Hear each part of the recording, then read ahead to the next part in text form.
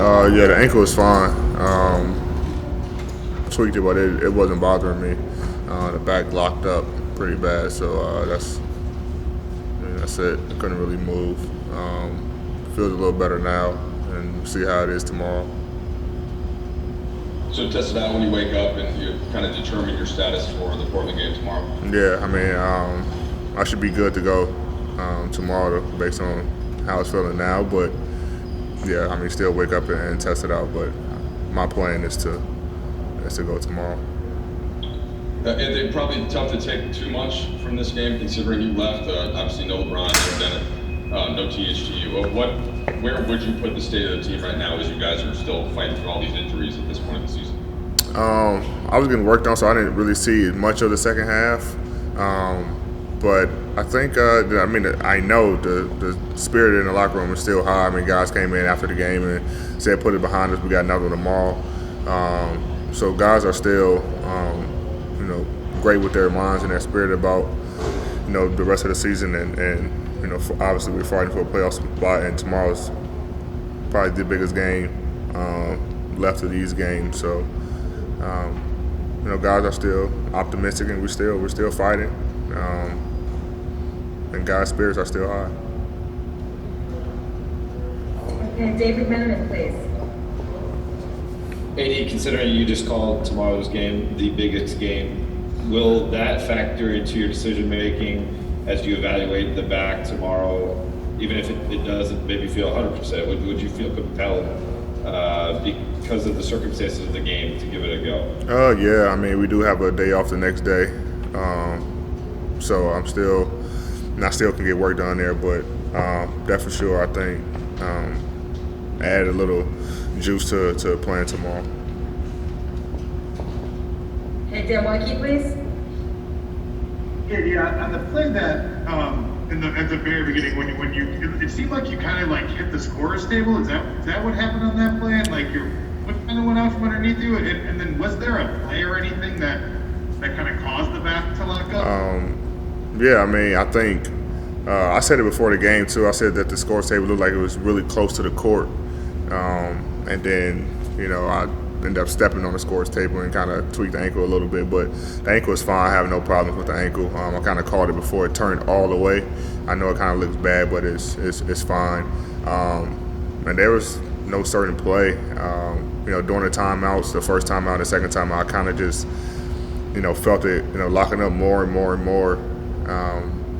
And then eventually, when I came out, I think around the 3-minute mark in the first quarter, it just got to the point where it was pretty tough. So, like I said, it feels better now. Got some work done, and should be able to go tomorrow. Okay, Kyle Duke, please. Hey, G, this season has had so many moments where you guys have some kind of setback when it seems like you're getting your ducks in a row, and maybe this game is one of those with your back locking up. How do you keep all those setbacks from adding up in your mind and feeling like it's just insurmountable? Just keep fighting. I mean, we know when we're all healthy, the type of team that we have. We've seen it early in the year, and that's what we always revert back to. Like when we're 100% healthy, we're one of the, we are the top team in the league, and so we keep that in our minds. And so we know that we got a lot of things going on with some of our players, and guys know that. But when we get 100% healthy, Brian maybe has a week, Dennis maybe 5 to 6 days left or something, but when we get everyone healthy, especially heading to the playoffs, we know the type of team that we are, and I think the league knows the type of team that we are. So, no matter if we got to play in a play-in game or, we get, the 5th or 6th seed, we ready to compete against anybody. But our main focus is we have to get 100% healthy. Okay, last 2 questions. Bill Orr, please.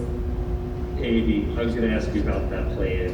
How do you view that possibility, and how important is it to you guys to stay out of it?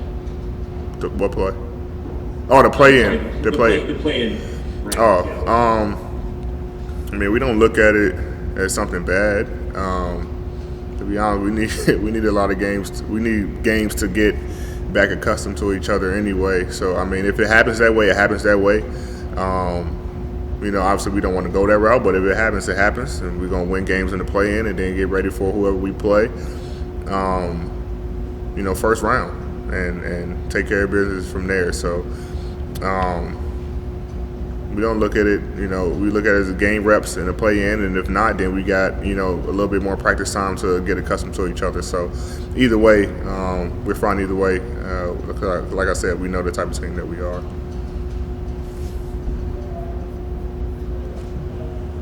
Last question, Mike Trudeau. Hey, Anthony, you of course weren't on the court for very long tonight, but just wondering, without LeBron, Schroeder, and THT, what do you think is it going to be a key tomorrow, given what the lineup is and kind of that lack of playmaking? How can you guys try to continue to get good shots? Our defense. Like I said, I got to go back and look at the tape for tonight. Seeing that I missed most of the game and didn't really see some of it, but I think our defense, we defend and rebound, and we're going to get shots. And even if we're not making shots, we're still able to, defend and hold teams, below their average. So we got to continue just to defend, being that, that defensive team that's very tenacious and scrappy, and play desperate like we did against Denver. And if we do that, starting tomorrow night, and for the rest of the X amount of games that we have, we'll find ourselves in a good position heading into the playoffs.